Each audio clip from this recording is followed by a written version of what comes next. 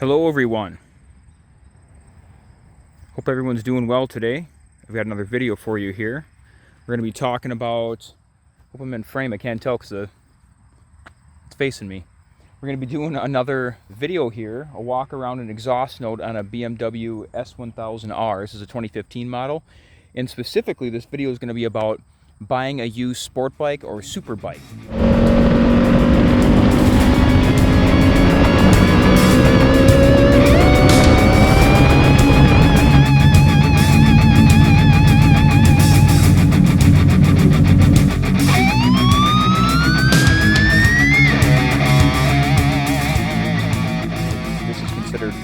A super bike for the year. I think it still is now, even though this is a 2015. It's got about 165 horse, right? And I believe about 90 some foot-pounds of torque.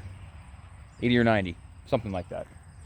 So we're going to look this over front to back, and we're going to be going, I've got another video I'll link here up above for inspecting a used motorcycle, kind of a general in-depth video. This one's going to be specifically about sport bikes or super bikes and the way they are kind of generally ridden or can be ridden or treated. And we're going to talk about, it's going to be pretty in-depth, I think. We'll see how long this gets. So let's jump right into it here.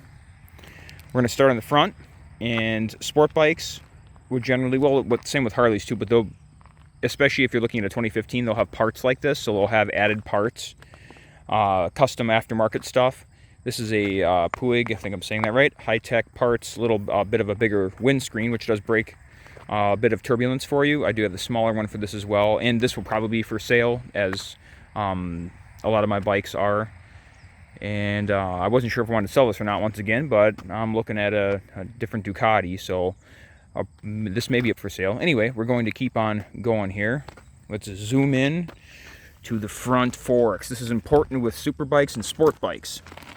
So if you look here, look at your fork seals. Is it leaking? Is it wet here? Is it dirty? That's kind of dirty right there. Look up in there. Is it cracked, right? Stuff like that. What shape is it in? You know why? Because people be pulling wheelies with stuff like this. You know it. You know they are. I don't know if I've ever actually had the front wheel up on this. Maybe a little bit. I don't think I have, because I keep traction control on, and I'm just not a wheelie guy. Why do you own it? I don't know. Because it's quick and it's pretty comfortable. This has Brembles in the front. Forks on this look good. Check both sides. I checked this before I bought it, of course, so right, looks good. Looks nice there. Look at the seal there. Looks good. And then you got your double disc here on this model S1000R. And you can check your pads. Another important thing is check pads on these, especially front pads, because if they're tracking it or racing or doing a lot of hard front, front stops here, well, stopping hard with the front brakes, pulling them in, you're going to wear your pads down. So let's see if we can see, there should be a little viewing space in here where you can see the pad. Let's check both sides here. I do a flashlight. Oh yeah, there it is. Okay, I got a flashlight on me. Let's see if we can get it on camera for you though. Got a little mag light here. I'm gonna get it to focus. It might be tough to see. It's right in there. Yeah, you can kind of see that. See that right there? See the pad? There we go. There's some pad there. See it? It's like below, I can see it with my eye. Let's see if you guys can, see that piece sticking out? That is not it, it's behind there.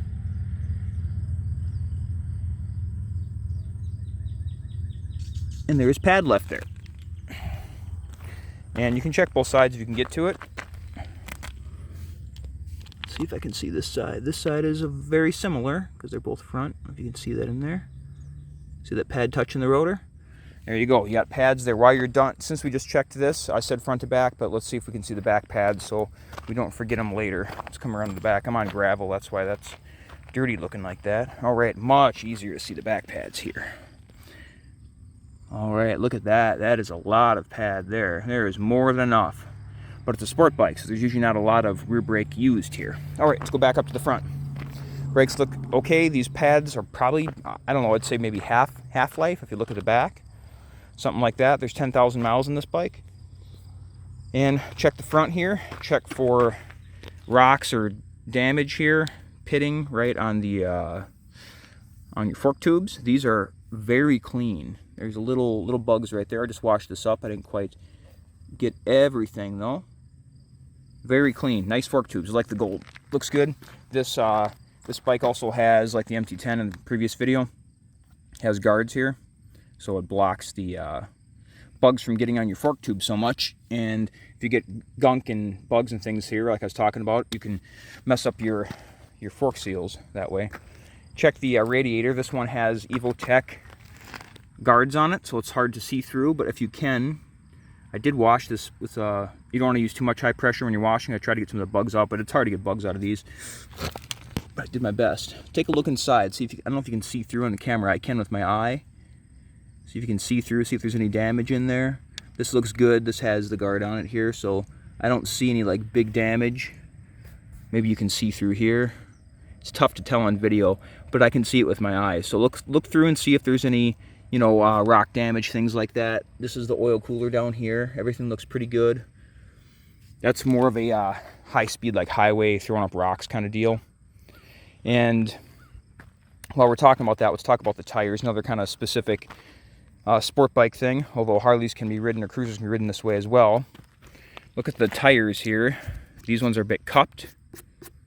I'm going to be getting new tires for this. I believe it's going to be Continental Sport Attacks. It's going to go with the bike when I sell it.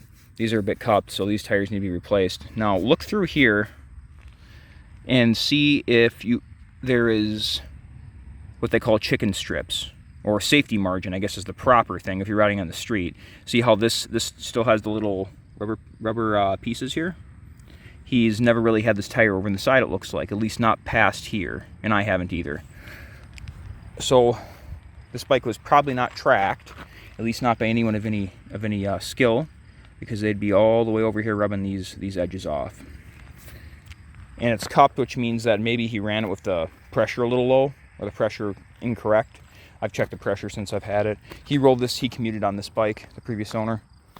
That's going to be another topic here we're going to talk about in just a second, previous owners. Check the back here.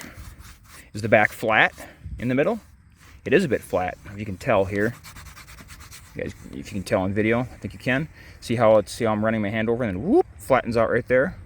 And it goes around and whoop, flattens out again. Why do you think that is? Well, that's because he probably did a lot of highway miles on this. He didn't spend a lot of time leaned over. Check for chicken strips again, or safety margin area, and it wasn't leaned over much past here, if you can see there. Get my hand out of the way. And you've got the rubber right there. So this bike was probably not tracked, at least not on these tires. If you see a lot of, how can I describe it?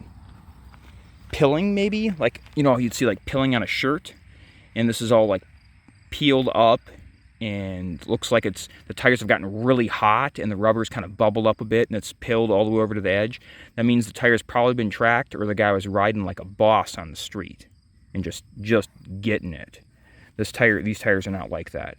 You can kind of tell how the bike was ridden that way. The tires and the brakes would tell you quite a bit, and the shocks. If you got leaking front shock tubes up here, a couple reasons. Could be a lot of miles on the bike, probably more than 10,000, maybe 20, 30.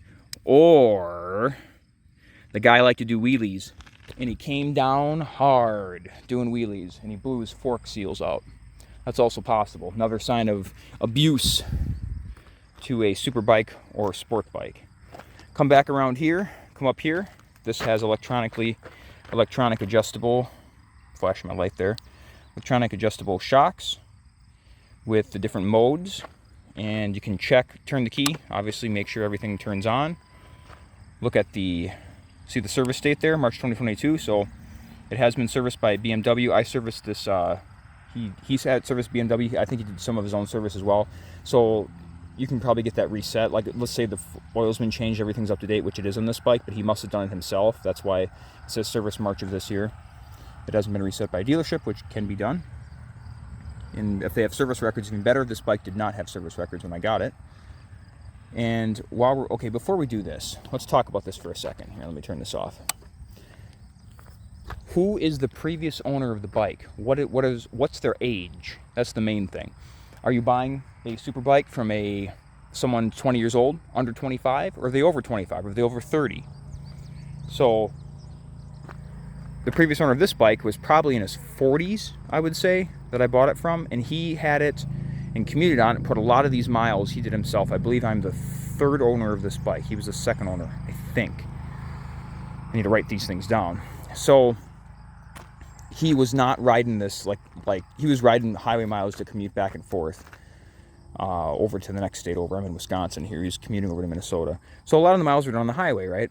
And I actually got this bike on a trade. I traded my Fat Bob for this bike, which I don't think the Fat Bob's been on the channel yet, but it will be. It will be, probably maybe even before this video comes out. We'll see. All right. And yeah, the main thing is let the person talk. So let the previous owner talk. Don't interrupt them. That's a big problem I have. Don't interrupt them. Let them talk about the bike. As you look it over, go to those front fork tubes. Look for leakage. Look at the brakes. Let them know that you know what you're talking about or what you're looking at, and then let them talk about it. A previous owner of one bike that I had, what was it, the MT-10, he told me I had already pretty much said I was going to buy it, right? So he told me as we were talking about it, as I was like getting the money out, oh yeah, this bike's fast, which is fine. I mean, they are fast, and people who ride them are going to go fast. That's expected, right? Well, I had this to the drag strip. And I did, what was it? I forget. It was like a sub 12 or something, or I forget the number now, but it was, it was a good number for the bike. Maybe it was a sub 11. No, it was sub 11, like 10 and a half. He's like, maybe you can do better. And that's cool. That's fine. If you're fine with that. And that was a Yamaha, and it ran great. It was real strong. Those can take a beating. But if you're not into that, if you're not going to ever race it, take it to drag strip at all, and you're worried about if it was drag stripped a lot, I don't believe that bike was, then maybe that's the reason you back out of the sale. It could be. It depends. It doesn't have to be. But these are good things to know. So let the previous owner talk. So look at the previous owner's age and let them talk about the bike. Just let them, if they've owned it for years, they're going to know a lot about it. They're going to know stuff that you probably want to know. So let them go ahead and talk about the bike, and don't interrupt them, is my main point there, which I tend to do sometimes. Okay, let's go through the modes on this. Over here you've got cruise control. This bike had the most tech, I believe, in 2015 for the year of any motorcycle. From what I read about it, it's got a lot of tech. So here's your cruise. You got different modes of versions, different types of ABS. I think you can just disable it here. Then you've got your trip and your info.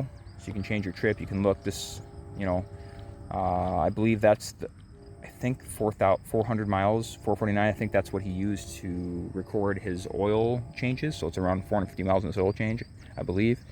My current trip, I forgot to reset it when I got gas last time. Toxic. Okay, reset it. There we go.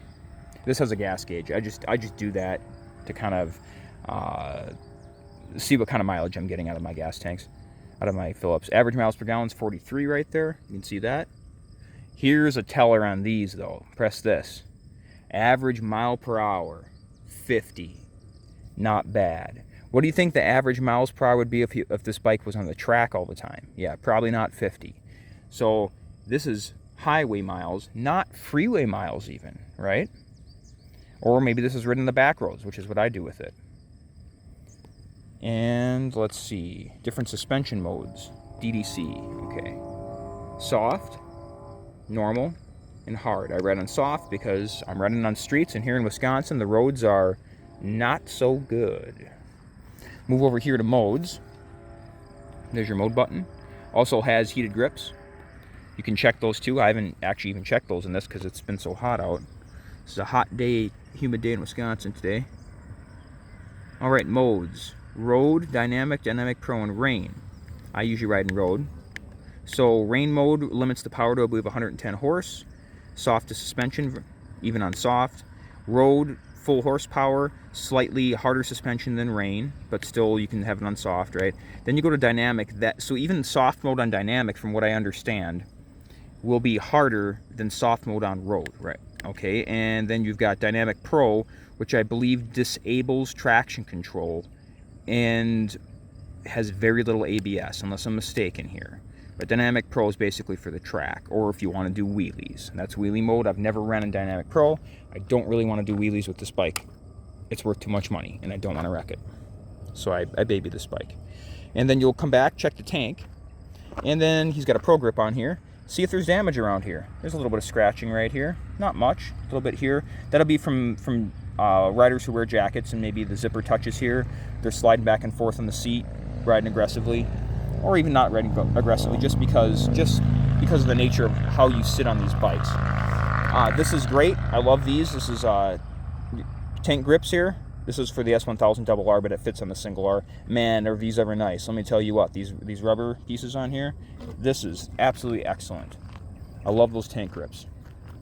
I'd recommend them to anyone with this bike or a similar sport bike. Then come back here, look at the seat. See, it's in great shape in this bike. It's only got 10,000 miles on it, only a few years old. Rear seat, there's a little bit of imperfection right here in the rear seat, if you can see it. I just washed it, so there's some water. But this is probably from the saddlebags. He's got a big set of saddlebags he gave me with the bike.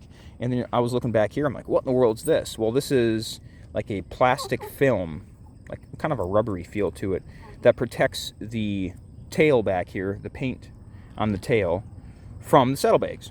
And it's on both sides. And that's nice. I left it on in case I wanted to use the saddlebags. So that's why that's on there. And these here are the mounts.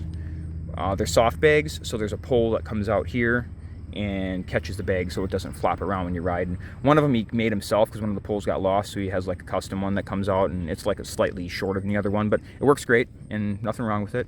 And the clip on right here. Here's the charger port for you can charge your battery, and I believe you can also plug in heated gear, like if you got a heated vest and such, or heated gloves. But this has heated bars, so if you had heated gloves and heated bars, you'd be super toasty. And come down here, look at the motor, see if it's all scratched up or anything, especially down here if it's been low-sided. Check out the protruding parts.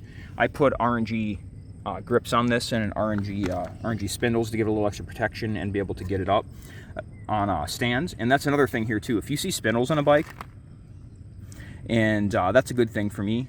I like having spindles, but also that means they were probably serious about their chain maintenance, or at least did it regularly. This bike, I think I need to tighten it, change it a little bit. It's not bad. I should tighten it just a hair though. It's not bad though. And look at the chain to see if it's rusty. This one isn't rusty. He oiled this. He used a kind of like a wax, a spray-on wax that did fling. So I've been in the process of cleaning the wheel up. It's coming along pretty good. It needs to be cleaned like right there, still on the hub. But the actual wheel itself is getting pretty clean. It's getting better. But there's quite a bit of fling on that. That's just the type he used. I use mold tool. It doesn't really fling. But, to each their own. It's fine. You can always clean the wheel up. So that's not a deal breaker if you're looking at a bike and they used, as long as the chain is maintained.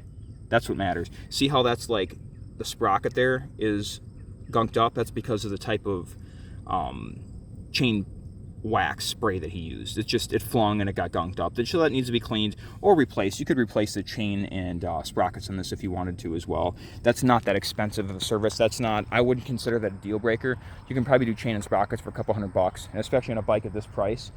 When you get it, if you're going to keep it for a long time and you don't like that it's kind of gunked up like that, for a couple $100, just get new sprockets and chain. If I was going to keep this longer, I'd probably do sprockets and chain on this. Doesn't keep it longer, but it's totally fine how it is right now. Right, what else do we have here? I think we're just about done. Check your shifter here for play. See if it's loose up here. Pretty taut, pretty tight, right? Everything works, everything moves. You'll be checking that in your test ride as well. But everything works. The boot's in good condition, not all cracked and messed up. It isn't coming off. A little spindle here. Everything's plugged in. Right, everything's tight there. That is your that's important. That's your kickstand safety right there, plugged in. Make sure that's plugged in. You don't want to ride away with your kickstand down. Those safeties are important. You got a little bit of, see this down here, that gunk? That is from the chain. Once again, the type of chain that he used, there's some fling. And you can see that's the oil cycle ash, which is going to be totally full right now because we're sitting on the left side of the bike. But that's fling. That needs to be cleaned, or it's just road grime, that kind of things that can be scrubbed out. I missed that when I washed the bike today because I totally forgot about it. That needs to be scrubbed up a little bit. And we'll come over here to the brake lever on this side. Check for play. Very tight. Spring right there. Check your fluid. It's above the midline where we are tilted to the left, so it's going to be a little lower right now on this side. And looks relatively clean. See, put it up close. Looks pretty clean, clear. Rear shock. This one's electronically adjustable, so there's not a whole lot to do back here. I believe you can maybe do preload there with a wrench. I've never messed with that though. I actually haven't looked that up. There's probably a lot of used sport bikes are going to have a aftermarket can on it. This is a Yoshimura Alpha.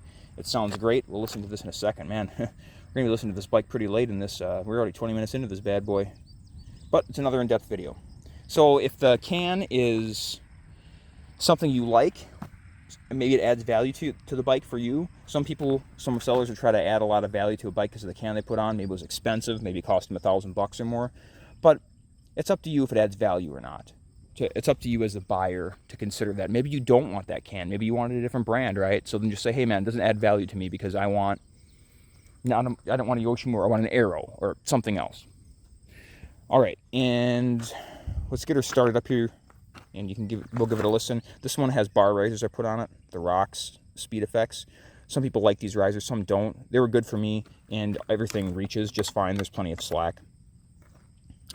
And that could be something too. Maybe you like it, maybe you don't. If you don't like bar risers, make sure it has the original equipment with it or on the bike so you can return it to stock. This one does. The Rocks risers, they mount to the original bar mount here. So you don't have to worry about that. Put it back to stock if you want to. And this one has a integrated tail, so there's no separate blinkers. I'll show you that in a second. Some people like that. That could be a positive for you.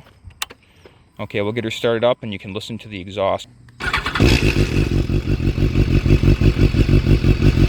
We've already warmed the bike up, so it's not at like super cold temperature. We'll give it a little rev.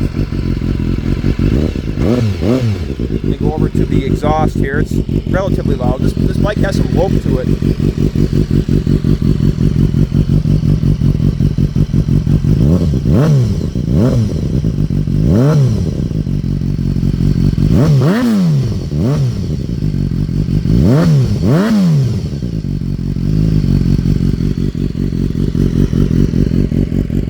I think that pipe sounds really good. Let me turn it off so we can talk here again. I think that is a really good sounding pipe in this bike, in my opinion. It's got some interesting lope to this. It's an inline 4, but I think it sounds good. I think this is a great sounding. I like that sound. It's pretty deep and throaty. I think this is probably the best sounding inline 4 that I've heard, in my opinion. But that is just my personal opinion. Okay, I think we're going to wrap this up here. If you got any other questions about, maybe you're looking at a specific bike and you have a question for me, I don't claim to be an expert, but go ahead and feel free to leave me a comment with the question or send me a message on YouTube here, and I will try my best to answer whatever question you have, especially if it's about a bike I've owned. I would, know more about it. And I think this is about good for the video. Oh yeah, last thing here. Make sure that the fluids, I should have mentioned this earlier, make sure your fluids are relatively clear. You can put a light up to it and look through it. Make sure that they're within spec, between min and max. This is cable clutch, at least I believe it is. There's no clutch fluid up here on this bike. Just make sure, we looked at the one down there, and then look at your sight glass on the oil. On this bike, you're gonna have to pick it up. Well, most of them are like that. I don't want to do that on the gravel here without another person, but you would pick it up and you look at the sight glass and make sure that when the bike is even, standing up straight, that it's within that sight glass, within at least at the halfway mark of the sight glass is where you want it to be. But it's good, especially if it's not your bike, to have somebody to help you with that. So you're not picking up someone's bike and try to balance it on your own. You can do that. I do it, but on the gravel out here, I'm not gonna do it with a bike this valuable on the gravel by myself. All right. So if you like this video, make sure you hit that like button, hit subscribe, and hit the bell if you'd like to get notifications about new motorcycle content. I've been doing Moto Mondays, so I've been trying to get a video out each week on Monday. If I can ramp it up from there, maybe do 2 a week, we'll see, but I've been keeping it to 1 a week right now. And yeah, this is the BMW S1000R 2015 model, and thanks for watching, you guys. I appreciate you guys, and I hope that everyone's doing well. And once again, leave me a comment. It helps the YouTube algorithm, and we're trying to get the channel to 1,000 subscribers so we get monetized. If it doesn't happen, that's fine. I'm doing this as a hobby for fun too, but I appreciate any support you guys can give. We'll talk to you guys next time.